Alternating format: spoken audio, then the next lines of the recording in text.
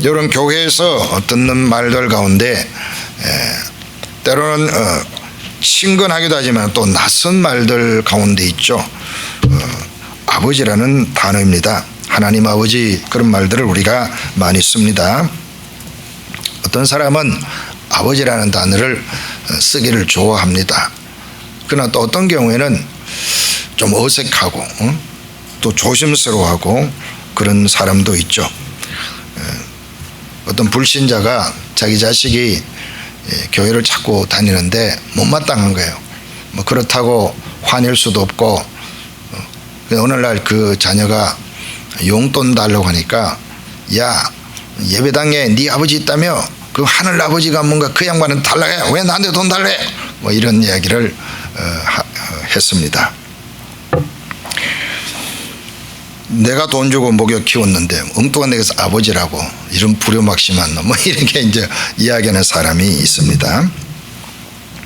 우리가 또 심리적으로도요, 아버지라는 단어를 쓰는 일들이 힘든 경우가 있습니다. 특별히 우리 남자들은 아버지와의 관계가 살갑지가 않습니다. 옛날에 우리 대개 아버지들은 좀 엄격하시잖아요. 짧은 말이고 또 사랑한다, 고맙다, 미안하다, 이 세 단어를 잘 사용을 못합니다. 그러다 보니까 관계가 서먹서먹한 경우가 있죠. 그래서 아버지라는 단어가 살갑지가 않는 경우가 있고, 또 오랫동안 만나지 못한 사람은 더구나 감정적으로 거리감을 느끼는 경우가 있지 않겠어요? 때로는 이제 폭력적인 아버지를 두는 경우가 있습니다. 억압적이고 폭력적일 때 자기 엄마를 막 패고 막 이런 사람을 보면은 그 자식들이 분노가 일어나 가지고 아버지라고 말하지 않는 그런 경우가 있습니다. 그러나 대개 사실은 아버지란 부를 때는 좀 든든한 느낌, 그죠? 의지가 되는 그런 마음이 있지 않아요? 자, 우리가 왜 하나님을 아버지라고 부르느냐 하는 이야기를 오늘 여러분들과 좀 나누려고 합니다. 하나님이란 말은 제가 여러 차례 설명을 드리지만 이 일반 명사거든요. 신에 대한 일반 명사입니다. 그러니까 하나님은 우리가 유일하신 하나님이니까 다른 이름이 없으니까 하나님 하면 되는 거예요. 자, 그렇지만 사람들은 신에 대해서 이름을 붙여 온 것이 사실입니다. 그래서 여러 민족들 가운데 신들이 많이 있잖아요. 범신론자는 만물 속에 하나님이 있다 생각해가지고 모든 만물이 다 하나님으로 그렇게 신으로 섬기는 경향이 있고, 또 영국의 자연신론자들이나 에피큐러스의 사상을 받은 사람들은 하나님은 저 멀리 있고 간섭하지 않는다라고 생각하는 경향들이 있습니다. 자, 그런데 우리가 이 하나님을 우리가 부를 때에 우리가 믿는 하나님은 어떤 분이냐면은 이름으로 규정이 되는 분이 아니에요. 이름이라는 것이 붙으면은 제한이 되잖아요. 그러니까 하나님은 이름이 붙어가지고 제한을 할 수 있는 그런 분이 아니거든요. 그래서 그 하나님은 세상을 창조하신 분 아닙니까? 하나님께서는 인간을 만드신 분이고 이 세상을 다스리신 분이고 죄인들을 구원하시는 분입니다. 오늘도 역사 가운데 역사는 하나님인데 이 하나님을 어떻게 몇 마디의 단어로 붙여서 우리가 설명할 수가 있겠습니까? 그죠? 여러분, 우리가 이름을 붙이면 그 이름이 그 사람을 제한하잖아요. 그 이미지가 제한이 됩니다. 그러니까 하나님은 만약에 이름 속에 가두게 되면 하나님이 제한당하는 거예요. 그래도 이제 모세는 궁금했습니다. 왜냐, 하나님 모세를 찾아봐 가지고 저 애굽에 있는 아브라함의 후손들을, 내가 내 백성인데 그 사람들을 데리고 와야 되겠다. 너무너무 고생을 많이 하고 부르짖고 도와달라고 하는데 이제 내가 그 사람들을 구원해내야 되겠다. 내가 아브라함에게 약속이 있는데 내가 꼭 그 사람들을 탈출시켜서 여기로 데려오겠다. 그렇게 모세에게 말씀했습니다. 그 일을 네가 가서 좀 해주면 좋겠다. 그렇게 이제 하나님 말씀하니까 모세가 이제 듣고 이제 순종하는데, 그런데 하나님 누구라고 이야기할까요? 이렇게 여쭤본 거예요. 이름이 뭐라고 이야기를 할까? 왜 그 당시에는 모든 사람들이 이방인들 이름이 있거든요. 뭐 바알, 이 주라는 거죠. 엘, 바알이라는 그런, 또 뭐 밀곰 뭐 또 있고 뭐 다곤도 있고 그모스도 있고 뭐 등등등 이런 신들이 있다 그 말이죠. 태양에는 또 이집트에는 태양신을 중심해가 또 신들의 이름이 있고, 그런데 자기를 부르시고 찾아오신 아브라함과 이삭과 야곱의 하나님, 자기의 하나님은 이름을 자기가 모르겠는 거예요. 그래서 누구라고 말씀을 드릴까요? 그렇게 여쭤보니까 하나님께서 나는 아무개다 뭐 이렇게 이야기를 하면 좋은데, 하나님께서 야 나는 나야 이런 식으로 말씀을 한 겁니다. 그게 이제 히브리 말로 이제 성경에 기록되어 있는데, 나는 나야 라고 말씀했는데, 이 나는 나야라는 말이 유감스럽게도 발음을 잃어버렸어요. 모음을 잃어버렸어요. 지금 이제 히브리 성경에 보면은 이렇게 맨 위에 있는 대로 에흐예 아세로 에흐예 이렇게 되어 있는데, 이렇게 읽는데 이 모음은요 후대 사람이 붙였어요. 자음은 옛날부터 전해져 오는데 모음은 잃어버렸어요. 그 얘기 왜 하느냐 좀 설명합니다. 그래서 그 자음을 테트라 그라마톤이라고 말을 하는데, 하나님의 이름 신명 4개의 자음이라니 전문 용어가 이런 게 있습니다. 자, 그런데 이게 이제 그 의미는 뭐냐면, 의미는 알아요. 의미는 뭐냐면은 나는 나다, I am who I am 이렇게 말하는데, 우리 한글 성경에는 나는 스스로 있는 자다 그렇게 번역을 하죠. 자, 그런데 이 모음은 어디서 따왔냐면은 아도나이라고 하는 그 단어에 사용된 모음을 가지고 우리가 이제 눈으로 보고 있는 저 글자에 모음을 갖다 붙여가지고 이름을 부르는데, 부르다 보니까 야훼, 여호와 이렇게 부르는데, 유대인들은 대체로 야훼로 이 이름을 부르고 있습니다. 그 전통을 가지고 와가지고 지금 야훼로 부르는 데가 상당히 많습니다. 그런데 또 여호와라는 이름이 틀린 게 아니에요. 저걸 이제 라틴어로 저 문자 그대로 발음해가지고 이게 독일에 가서 영어로 넘어오고, 우리는 그 말을 차용해가지고 여호와라고 이름을 부르는 겁니다. 그런데 야훼나 여호와나 어느 이름도 정확하다라고 말할 수 있는 사람이 없어요. 그럼 문헌도 없어요. 왜? 모음을 모르기 때문에 그렇습니다. 자, 어떻게 이런 일이 벌어졌는가? 그러니까 뭐 캐톨릭 가서 야훼 한다고, 또 혹은 뭐 다른 우리 개신교 가운데 다른 분들 야훼 한다고 틀린다 이렇게 생각하면 안 됩니다. 뭐 여호와 한다고 틀린 말이 아니에요. 여호와의 증인들과들은 이단이지만은 그 이름이 틀렸다고 말할 수가 없어요.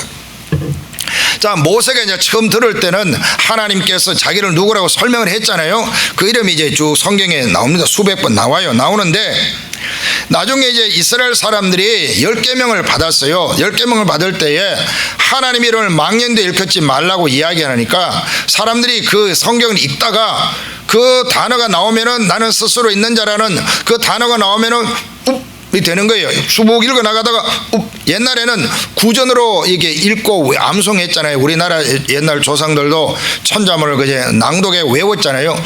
이 서기관들도 그걸 통째로 외웠다 그런 말이죠. 통째로 외우는데 소리내 읽다가 이 단어만 나오면은 입을 다무는 거예요. 왜? 하나님의 이름이 그 높으신 하나님을 자기가 망령되 일컬으면 죄 없다 아니야라고 말씀했기 때문에 이 사람들이 읽다가 그 단어만 나오면 뺏는 거예요. 초기에는 그게 통했어요. 그 사람 다 무슨 말인지 다 이해하고 넘어왔는데, 이스라엘의 역사를 우리가 대충 알지만 외국으로 잡혀가고 북쪽 이스라엘은 없어지고 순환의 역사를 겪다 보니까 이 모음을 기억하는 사람이 없어요. 옛날에 그 유대인들이 가지고 있는 히브리 성경은요 모음이 없어요. 전부 자음만 있는데, 자음만 있어도 유대인들은 그걸 무슨 말인지를 알아듣는데, 다른 말은 이제 계속 또 읽을 수 있고 하니까 소리가 무슨 말이다 모음교를 붙여도 되는데, 이 이름만큼은 모음이 뭔지 모르는 거예요. 그 아는 사람들이 다 사라져버리고 하다 보니까 나중에 막상 이제 모음기호를 붙이려고 하다 보니까 모음을 아는 사람이 없는 거예요. 늘 이 사람은 여호와라는 이름으로 우리가 흔히 말하는 그 단어만 나오면은 주라고 불렀어요. 주, 로드라고 하는 그렇게 부르는 그게 아도나이거든. 주님 이렇게 불렀다 그런 말이에요.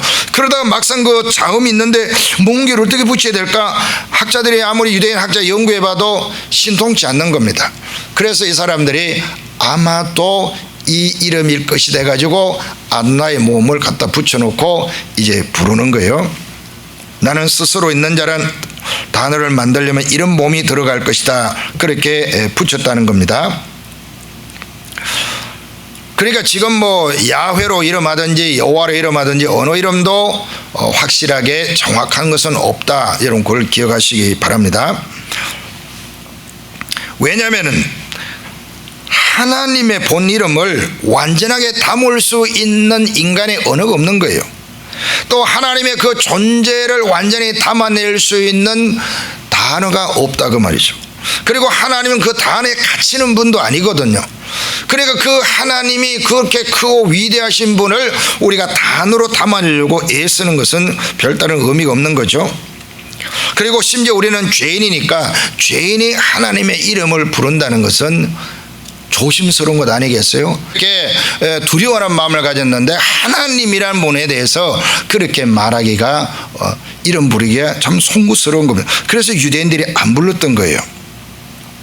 그런데 하나님은 창조주고 구속주고 세상을 다스리시는 그 하나님이신데 그 하나님께서 자기 백성을 삼기를 원하셨죠. 그래서 하나님이 아브라함을 택했습니다.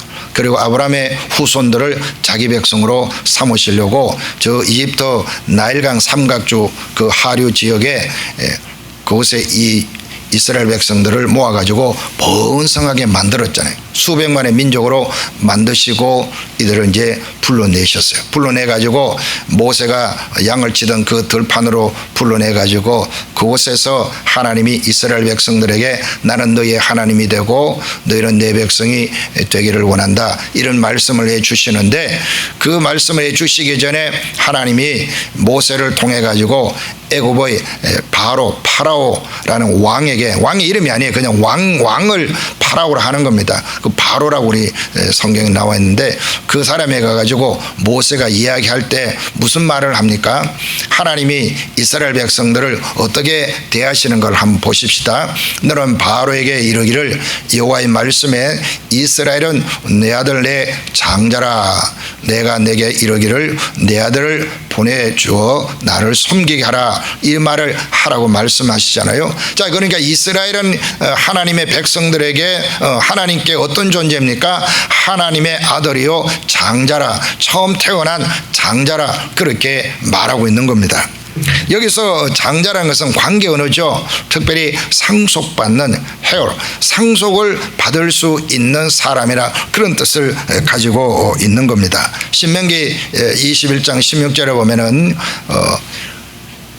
어떤 사람이 자기가 좋아하지 않는 아내에게서 태어난 아들이 있다고 만약에 가정을 하면, 그렇다고 그 아이가 처음 태어난 아이라면 네가 싫어하는 그런 아이라고 해서 장자권을 박탈해서는 안 된다, 장자에게 두 몫을 주어야 된다, 뭐 그런 이야기합니다. 그러니까 장자란 말은 뭐냐면 상속권을 말하는 거죠.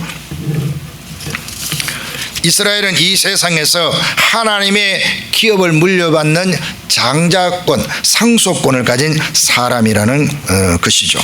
자, 그렇지만 이스라엘은 하나님을 참 두려워했습니다. 친근하게 마음을 열고 다가설 그런 마음을 가지지 못하고 늘 하나님을 멀리 대한 거죠. 하나님은 너무 크고 두려운 분이다, 그렇게 생각을 한 겁니다. 그러니까 제사라고 하는 제도가 있긴 하지만 서먹서먹한 마음이, 심리가 다가서지 못하고 있는 거예요. 지금도 이슬람 사람들은 하나님을 아버지라고 부르지 않습니다. 그 크고 높고 거룩하고 위대한 분을 감히 인간이 어떻게 아버지라 부르느냐. 그래서 이제 그 사람들은 기독교를 거부하고 반대하죠. 자, 시편에도 보니까 이런 말씀이 있죠. 주님을 어떻게 표현했습니까? 크고 두려운 이름이라고 말합니다. 두려운 이름. 여러분, 두려워한다는 말은 뭐냐면 공경한다, 높인다, 이런 뜻도 있죠. 그러나 이 두려움이 너무 지나치면 마음이 친근감을 느끼지 못하는 일이 벌어지잖아요. 그러니까 너무 사람을 높이다 보면은 친근하게 다가가지 못해서 그 높임을 받는 사람은 외로운 거예요. 그렇죠? 그래서 큰 권력을 가진 사람일수록 외로운 겁니다. 그래서 가까이 마음이 통하는 벗을 두기를 원하잖아요. 우리 하나님이 홀로 이 땅에 거주하시는데 외로워가지고 우리를 친구로 삼으시고 그런 건 아니죠. 그런데 그 하나님을 너무 두려워하기만 하니까 하나님께서 참 마음이 안타까웠겠죠. 그래서 신명기 5장 4절에 보면요, 이스라엘 백성들을 애굽에서 데리고 나오셔가지고 하나님이 그들에게 말씀해 줍니다. 내가 너의 하나님이 되고 너는 내 백성이 된다, 너는 제사장 나라가 된다, 이렇게 말씀해 주실 때에 하나님의 그 영광의 일부분이 드러났을 때 이스라엘 백성이 너무너무 두려워가지고 그 하나님의 말씀을 듣지를 못하고 모세를 중간에 세워가지고 우리는 당신이 우리에게 말씀해 주는 대로 다 들을 터이니까 당신이 저 하나님께 가서 듣고 와서 이야기를 해주세요, 그렇게 말을 했거든요. 이걸 이제 신명기 5장 4절에 모세가 40년 세월이 지난 뒤에 정리해가지고 그 옛날 이스라엘이 이렇게 했다고 지금 설명해 주는 겁니다. 자, 신명기 5장 4절에 보니까 한번 읽어봅시다. 여호와께서 산 위 불 가운데서 너희와 대면하여 말씀하시매 그때 너희가 불을 두려워하여 산에 오르지 못하므로 내가 여호와와 너희 중간에 서서 여호와의 말씀을 너희에게 전하였노라, 이렇게 말씀하고 있습니다. 이게 11절이 나와 있네요. 아이고 미안합니다. 그래서 가만히 있었군요. 자, 여기 보니까 그때 너희가 불을 두려워하여 산에 뭐라고요? 오르지 못하므로, 하나님이 임재해가지고 하나님의 백성과 대화를 나누려고 하는데 너무 겁이 나는 거예요. 그래서 우리는 하나님을 가까이 할 수 없으니 당신이 가서 듣고 오라고 이야기를 했어요. 그러니까 이스라엘은 늘 하나님을 두려워만 하는 겁니다. 그 다음에 또 한 가지가 뭐냐면은 아까 말씀을 드린 대로 이 5장 11절에는 말씀대로 너는 내 하나님 여호와 이름을 어떻게 해요? 망령되이 일컫지 말라. 망령되이 일컫지 말라. 하나님 이름을 가지고 장난질 치고 낄낄거리고 농담하고 그 이름 가지고 막 약속해놓고 안 지키고 하나님 이름이 추하게 되는 이런 일을 하지 말라는 거지, 이름 자체를 부르지 말라는 뜻은 아니거든요. 그런데 유대인들은 이걸 문자 그대로 받아들여 가지고 여호와의 이름을 일컫는 자체가 망령되다고 생각하고 말을 안 해버리는 거죠. 그 성경 읽어나가다 그 자리에 오면은 다물고 지나가 버린단 말이죠. 그래서 시간이 지나다 보니까 모음을 잃어버린 것. 잠은 기록되어 있으니까 가지고 있는데 모음이 없는 겁니다. 이렇게 이스라엘은 비록 하나님의 백성이 되었고 하나님도 그들을 내 백성이라고 말씀하시고 그들이 부르짖을 때 기도하시고 구원하시지만은 마음에서 친근히 다가가지 못하는 게 늘 멀리 보는 여기입니다. 혹시 여러분이 여기서 예배를 드리면서도 하나님에 대해서 그런 마음을 갖고 계시지 않습니까? 하나님 뭔가 하나님 하면은 내 안에 영으로 내 안에 계셔야 되는데 하나님이 어디 저 멀리 계시는 것 같아요.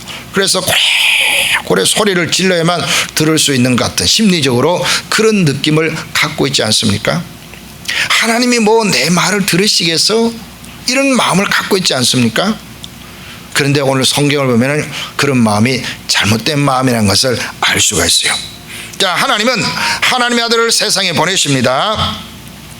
자, 그리고 보내신 그 아들을 향해서 하나님이 그 제자들 앞에서 이분이 누구냐, 예수가 나에게는 어떤 존재이냐를 설명해 주시죠. 그때 뭐라고 말씀하시냐면은 이는 내 사랑하는 누구라요? 아들이요 내 기뻐하는 자라. 너희는 저의 말을 들으라. 그렇게 말씀하잖아요. 그러니까 예수님이 하나님 앞에서 아들입니다.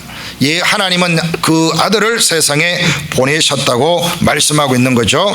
자, 하나님이 예수님을 세상에 보내셨는데 그 하나님의 아들이라고 말씀하고 있으니까 예수님이 누구냐? 하나님의 그런 말입니다.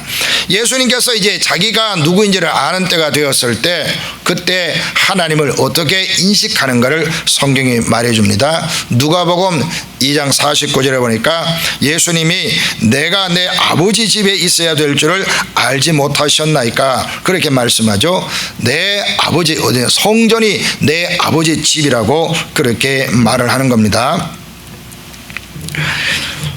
자, 그런데 예수님이 하나님을 내 아버지라고 말하는 이 자체가 유대인들에게는요 청청병력 같은 일이고 너무너무 버르장머리가 없는 그런 사람이 하는 말로 그들이 비춰졌어요. 유대인들은 이런 말을 들을 수가 없는 겁니다. 자, 요한일서 5장 17절에 보면 예수님이 안식일에 환자를 고칩니다. 그러시면서 이제 유대인들이 시비를 거니까 예수님 뭐라고 말씀하시냐면은 내 아버지께서 이제까지 일하시니 나도 일한다라고 말씀합니다. 자, 여기서 하나님이 일하시니까, 전능하신 하나님이 일하시니까 이렇게 말씀할 수도 있거든요. 뭐 엘사다이라든지 뭐 그런 식으로 표현할 수가 있습니다. 그런데 예수님 그렇게 말하지 아니하고 하나님께서 일하신다 이런 식으로 표현하지 아니하고 엘로힘이 일하신다라고 말씀하지도 않고 뭐라고 말씀합니까? 아버지가 일하시니라고 말씀하는 거예요. 하나님을 아버지라고 이야기하니까 여기에 이제 유대인들이 뚜껑이 확 열려버린 겁니다. 자, 유대인들이 보세요. 얼마나 열받았는지. 뭐라고 합니까? 예수를 죽이고자 하니. 아니, 그 말했다고 예수님 죽인대요. 정신없는 사람처럼 여기고 참 헛소리하고 있네. 저 사람이 저런 망령된 말을 하다니 저 참 위험한 말을 하는구나. 이렇게 넘어가도 될 일 아니겠어요? 그런데 예수님을 어떻게 하신다고요? 죽이려고 한단 말이죠. 얼마나 유대인들이 이걸 싫어하는가를 보여주는 거예요. 그러니 그 말을 한 사람을 그냥 웃고 넘어가든지 무시해도 될 정도의 말로 여기지 아니하고 그 예수님을 죽이려고 할 만큼 이 사람들은 하나님을 높은 분으로, 어마어마하게 큰 분으로만 여길 뿐이지 마음으로 다가가지 못하고 있는 겁니다. 그래서 예수님을 죽이려고 하는데 두 가지 죄목이, 첫째는 안식일에 일한다고 죽이려고 하고, 두 번째는 하나님을 자기의 친아버지라고 이야기한다고 예수님을 죽이려고 한 거예요. 이게 나중에 십자가에 처형할 때 죽여야 될 죄목이 되는 겁니다. 자, 그렇지만 예수님께서는 보세요. 성령으로 기뻐하시며 이르시되 천지의 주제이신 아버지. 이 천지의 주제란 말, 이 천지의 주제란 말은 구약적인 표현이에요. 천지의 주제이신, 천지의 주제여 이렇게 말하면 되잖아요. 그런데 예수님은 어떻게 합니까? 천지의 주제이신 아버지여라고 말한다는 거죠. 아버지여라고 분명하게 말을 합니다. 기도할 때. 자, 이렇게 예수님은 유대인들에는 불가능했던 하나님을 누구로 부르냐? 아버지라고 부릅니다. 자, 예수님이 기도를 가르쳐 주셨잖아요. 제자들 기도를 가르쳐 주실 때에, 자, 보세요. 여기서도 너희는 이렇게 기도하라 라고 하시면서 기도를 가르쳐 주시는데, 우리 기도의 모범은 예수님이 가르쳐 주신 기도입니다. 기도의 내용도 예수님이 가르쳐 주신 기도입니다. 우리의 기도는 우리의 욕심이 많이 들어가 있어요. 하나님은 구하기보다 나를 구하는 기도가 너무너무 많습니다. 이게 사실은 건강한 기도라 할 수 없죠. 우리는 하나님을 구하는 기도를 해야 되거든요. 그 예가 바로 예수님이 우리에게 가르쳐 주신 기도입니다. 그 가르쳐 주신 기도 가운데 보니까 예수님이 뭐라고 표현하면 하늘에 계신이란 말이죠. 이 하늘에 계신다는 말은 뭐냐면 구약적인 표현이에요. 구약 성경에는 하늘이라는 개념이 뭡니까? 하나님이 계신 곳, 그런 뜻이에요. 하늘에서 구름 타고 오신 이가, 이런 표현이 다니엘서에 나오는데 하나님이 다 이런 표현이 되고, 혹은 신적인 존재이다 이런 이미지가 되는 겁니다. 그래서 이 하늘이라는 말은 하나님이 계신 곳이라는 이런 뜻을 갖고 계시는데, 그 하늘에 계신하고 끝내버리면 됩니다. 하늘에 계신 주님 이렇게 말을 하면 이게 유대인들의 정상적인 기도인데, 예수님은 어떻게 기도합니까? 하늘에 계신 누구라고요? 우리 아버지요라고 말해요. 아버지요라고 말씀합니다. 자, 그 다음에 또 한 가지 뭐냐면은 우리라는 말을 써요. 우리 아버지 이렇게 씁니다. 그런데 서구의 문법이나 히브리 문법에는 단수 복수가 명확합니다. 그런데 우리 한국 어법에는 이게 좀 때로는 불명확하게 표현이 되는 경우가 많이 있죠. 나라는 이야기를 할 때 내가라는 말, 혹은 제가란 낮춤말로 제가란 말을 쓰는데 우리란 말도 쓰잖아요. 흔히 우리가 참 말에 모순 있는 말이 뭡니까? 우리 아내입니다 그러잖아요. 우리 아내입니다, 제 아내입니다 이렇게 말을 해야 되잖아요. 아니면 나의 아내입니다. 어떤 사람도 자기 부인이라고 또 말하는 사람들, 자기 아내를 남에게 높여 부르는 거, 아내를 개인적으로 집에 가서 존중하세요. 남에게 그렇게 존중 안 해도 됩니다. 잘난 척 하는 사람들이 그런 말을 하는데, 그건 아내를 아끼는 것이 아니고 상대를 무시하는 된다는 거, 그걸 모르는 거죠. 내가 나를 높이면 상대는 낮추는 것 아니겠어요? 그렇죠? 그래서 우리가 이 한국말은 어렵습니다. 이 겸양어법이 있어가지고. 아무튼 내 아내를 이야기할 때 우리가 내 아내입니다 일말 잘 안 나와요. 저도 모르게 나도 뭐 이야기할 때 나도가 아니고 우리 아내란 말을 쓰는 거예요. 그럼 얼마나 웃겨요. 제 아내가 남편이 몇 명 있나요? 우리가 다 공유하는 물건인가요? 이게 뭐 하는 거예요? 그러니까 우리가 우리 말에는 모순이 있는데 쓴다 그런 말이에요. 그죠? 역전 앞 이런 말 쓰잖아요. 그리고 수영장, 이렇게 수영장 하면 되는데 뭐라고 합니까? 수영 풀 이렇게 말을 하고, 뭐 풀장, 뭐 그건 장소라는 뜻이 있긴데, 이 풀이라는 것이 수영장이잖아요. 수영하는 곳, 그죠? 그런데 우리는 뭐 그런 말을 이게 겹치가 씁니다. 뭐 그런 건 이해가 되지만 우리 아내는 이건 이제 쓰면 안 되는 말이에요. 우리 남편입니다. 그럼 이게 뭐예요? 이거 외국인이 뭐예요? 우리 남편, 이러면 외국인들 깜짝 놀라는 거예요. 왜? 이게 단수 복수가 명확한 사람이기 때문에 그렇습니다. 자, 그렇다면 이게 우리 아버지란 말을 썼을 때 내 아버지란 말도 될 수 있겠다는 의미가 아닙니다. 이 사람들에게는 그런 게 없습니다. 분명히 나의 아버지 했잖아요. 아까 우리가 본 데는 나의 아버지여 했잖아요. 근데 여기에는 우리 아버지여라고 말씀하고 있다는 거죠. 자, 이게 중요한 거죠. 자, 예수님을 통하여 하나님이 누구의 아버지도 될 수 있냐면은 하나님이 택한 예수님만의 이 땅에 몸을 가지고 살아가는 성도들도 하나님은 아버지가 될 수 있다는 걸 보여준 거예요. 놀라운 사실이잖아요. 이 유대인들은 상상이 안 되는 일이거든요. 유대의 그 랍비들은 그렇게 가르쳐 준 적이 없는데 예수님이라는 랍비만큼은 하나님을 아버지라고 부르도록 가르쳐 주시는 거예요. 자, 이해가 되십니까? 더워요? 자꾸 땀을 닦으시네. 자, 이제부터 우리가 예수님의 제자들은 하나님을 누구로 부를 수 있어요? 아버지라고 부를 수, 물론 주라고도 부를 수 있지만은 아버지라고도 부를 수 있는 거예요. 그럼 이게 어떻게 가능한 거냐? 하나님의 계시를 통해 알 수 있어요.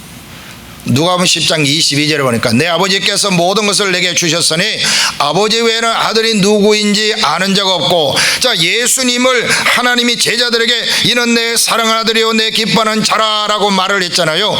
그때 제자들이 이분이 하나님의 아들이구나 알 수가 있는 거죠. 유대인들은 모르는 겁니다. 그 다음 또 보세요. 아들과 또 아들의 소원대로 계시를 받는 자 외에는 아버지가 누구인지 알지 못한다. 예수님의 아버지를 모를 뿐만 아니라 예수님이 우리 아버지라고 가르쳐준 그분이 우리에게 아버지가 된다는 사실을 알 수 없다고 말한 거예요. 계시로만 아는 거예요. 계시란 게 뭐냐면 숨겨놓았던 비밀을 이게 밝히 드러내어 보여준다는 겁니다. 하나님이 위에서 우리 눈에 가려져 있던 이 지식의 커튼을 열어 젖혀가지고 짠 하고 자기를 보여주실 때만 알 수 있는 거예요. 이분이 예수님이다, 이분이 하나님이다, 이분이 나에게 아버지가 되신다, 예수님의 아버지를 우리가 하나님을 믿고 있다, 이런 것들을 우리가 어떻게 알고 믿느냐? 하나님이 우리에게 열어 보여주셨기 때문에 가능한 것입니다. 믿으십니까? 이건 지식으로 노력으로 애쓰고 혈통으로 또 뭐 종교적인 어떤 그런 모임에 왔다 갔다 한다고 되는 일이 아닙니다. 하나님의 영이 여러분의 마음의 눈을 밝혀주실 때에 하나님을 아버지로 예수님을 나의 주 나의 하나님으로 믿는 역사가 일어난 줄 믿습니다. 자, 이 예수님이 이렇게 가르쳐 주시니까 그걸 배운 이제 사도들과 초대교회 성도들이 하나님을 이제 어떻게 부르느냐? 주님이라고 부르기도 하지만은 아버지라고 부르기 시작하는 겁니다. 자, 베드로 사도가 보세요. 소아시에 있는 교회 성도들의 편지를 보낼 때 외모로 보시지 않고 각 사람의 행위대로 판단하신 이를, 이 말은 외모로 보시지 않는다는 말은 사람의 그 어떤 껍데기로 꾸며진 걸 보고 사람을 판단한 것이 아니라 마음의 진실함을 보고 판단하신 하나님이다, 그런 말입니다. 자, 그 하나님이 너희가 누구로 부른다고요? 아버지라 부른다고 말하고 있잖아요. 베드로도 아버지라고 하나님을 부를 뿐만 아니라 이방인들도 하나님을 아버지라 부르는 역사가 일어났습니다. 자, 로마에 있는 성도들에게 사도 바울이 편지를 보낼 때도 뭐라고 말합니까? 로마는 이방인입니다. 그 이방인들이 성도로 부르심을 받은 모든 자에게 하나님이 어떤 분이에요? 우리 아버지라고 말하고 있잖아요. 자, 요한복음 1장 12절에 그럼 누가 하나님을 아버지라 부를 수 있느냐? 영접하는 자, 곧 그 이름을 믿는 자들에게 하나님의 자녀가 되는 권세를 주셨습니다. 하나님의 자녀가 되는 이 특권을, 이 혜택을 누린 사람들은 하나님을 아버지라 부를 수 있는 권한을 부여받게 된 줄로 믿습니다. 자, 갈라디아 4장 5절에 보니까 그럼 이게 어떻게 가능한 거냐? 믿으면 다 그렇게 말하느냐? 저들로 막 그렇게 되느냐? 하나님의 아들의 영이 올 때 가능한 거예요. 자, 갈라디아서 4장 5절 봅니다. 율법 아래 있는 자들을 속량하시고 우리로 누구의 명분을 얻게 하십니까? 아들의 명분을 얻게 하려 하심이라. 하나님 쪽에는요, 하나님의 준비가 다 된 거예요. 우리에게 하나님이 자기가 아버지라고 아버지가 될 준비가 다 되어 있고, 우리를 자기의 자식으로 삼고 자기의 상속을 물려주려고 아버지가 다 준비가 되어 있어요. 준비가 되어 있습니다. 자, 그런데 우리는 잘 모르고 있는 거죠. 그래서 어떻게 하느냐? 자, 그 다음에 6절에 나옵니다. 너희가 아들임으로 하나님이 그 아들의 영을 어떻게 해요? 우리 마음 가운데 보내사 아빠, 아버지라 부르게 하셨느니라 라고 말씀하고 있습니다. 할렐루야. 하나님께서 우리에게 부모 노릇 하시려고 다 준비가 되어 있어요. 우리를 하나님의 자식으로 다 지금 선택하시고 입양하고 하나님의 자식으로 삼았습니다. 자, 그런데 우리가 하나님을 아빠로 모르고 자꾸 멀리 높이 이렇게 생각한단 말이에요. 그런데 하나님께서 하나님의 아들의 영을 우리 가운데 주셨어요. 아들의 영이 우리 가운데 오시니까 그 아들이 하나님을 향하여 어떻게 불렀어요? 아버지라고 불렀잖아요. 그러니까 우리 안에도 그 아들의 영이 오니까 하나님을 보고 내 마음에 있는 하나님의 영이 하나님을 향하여 아버지라고 부르는 일이 일어나게 된 겁니다. 믿습니까? 이 변화가 일어난 거예요. 그러니까 이건 내 인지 육신의 이성으로 알아지는 것이 아니고 하나님의 영이 내 안에 와서 하나님의 말씀을 통하여서 이 사실을 믿고 받아들이게 하고 하나님을 어떻게 부르게 하신다고요? 아버지라고 부르게 만드는 겁니다. 그래서 여러분이 잘 하나님 만난 적도 없고 하나님을 잘 모르겠는데 하나님을 아버지라고 부르게 된 그 변화가 얼마나 놀라운 변화인가를 깨닫고 그 아버지라고 부르는 그 영광을 누리게 된 것에 정말 감사하시기를 바랍니다. 우리가 하나님께 기도하거나 부를 때 아버지 하나님으로 부를 수 있는 것은 특별하고 특별한 하나님의 은혜의 결과입니다. 우리가 하나님의 자식의 명분을 얻었거든요. 하나님의 아들의 영이 우리 가운데 오셔서 일어난 놀라운 변화입니다. 이 신분의 변화를 입은 우리들에게 하나님은 새하늘과 새 땅을 만드시고 우리들에게 그것을 다 물려주신다고 약속해 주셨어요. 오늘 우리가 읽은 본문이 바로 그것입니다. 하나님이 새하늘과 새 땅을 만드시고 만물을 새롭게 하신다. 그리고 뭐라고 말씀합니까?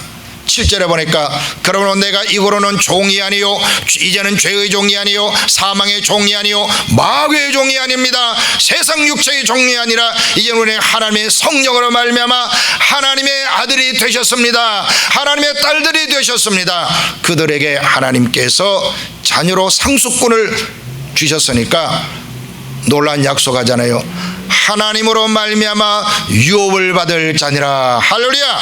하나님으로 말미암아 새 하늘과 새 땅을 우리에게 주신다고 약속하셨습니다. 믿음으로 받으시기를 바랍니다. 이 소망을 갖고 살아가시기를 바랍니다. 그날이 올 때까지 어떻게 믿음을 가지고 살까 걱정하지 마십시오. 하나님께서 우리에게 말씀하잖아요. 이기는 자는 이것들을 상속으로 받으리라. 나는 그의 하나님이 되고 그는 내 아들이 되리라. 하나님이 우리를 자식 삼아 주신다고 하셨고요, 그 아들의 영을 주셨다니까요. 그래 우리는 그저 즐거워 기뻐하고 하나님을 아버지로 모시고 아버지의 말씀대로 아버지가 기뻐한 일을 해드리려고 이제 결심하고 살아가면 되는 겁니다. 그러나 세상은 시험도 있고 어려운 문제도 있잖아요. 예수님 안에 있으면 돼요. 멀리 가지 마세요. 예수님 안에 있기만 하면은 그날 우리는 아버지의 상속자가 되어서 다시는 눈물과 한숨과 죽음과 사망이 없는 영원토록 하나님과 함께 거하는 생명이 충만한 그 삶을 살아갈 수 있으리라 믿습니다. 하나님을 어떻게 불러오고 계셨습니까? 아버지라고 부르셨습니까? 꼭 하나님을 아버지라고 불러보십시오. 아버지인 하나님과 여러분 어느 정도 친밀한 관계를 누리십니까? 마음으로 다가가시기 바랍니다. 그리고 친밀하게 교제를 나누십시오. 아들의 영을 받은 사람들이 하나님께 아버지라 부를 때 아버지는 응답하시고 여러분과 기쁨의 교제를 나누시기를 원합니다. 그 나라가 올 때까지 하나님을 아버지로 모시고 행복한 삶을 살아가는 우리 모두가 되시기 바랍니다.